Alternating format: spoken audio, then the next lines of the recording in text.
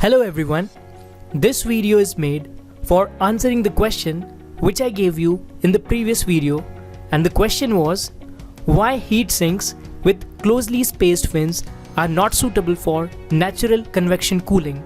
So I'll give you some moments to think about it. Just think.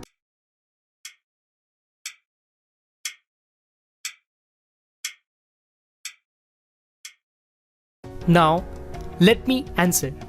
See, here two forces are responsible for the flow rate.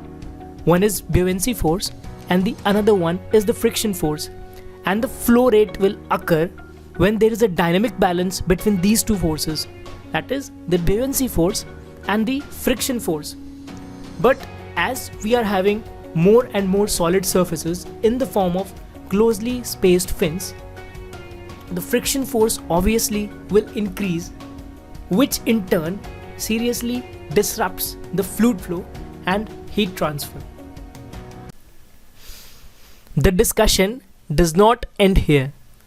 One of the common questions that often arises in this context is whether to select a heat sink with closely packed fins or widely spaced fins for a fixed base area, that is here W into L.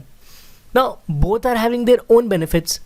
A heat sink with closely packed fins will obviously have greater surface area available for heat transfer, but a smaller heat transfer coefficient because of the extra friction the additional fins introduce to fluid flow through the interfin passages, as I have already discussed. But a heat sink with widely spaced fins will have a higher heat transfer coefficient because of less friction to the fluid flow, while a smaller surface area available for the heat transfer.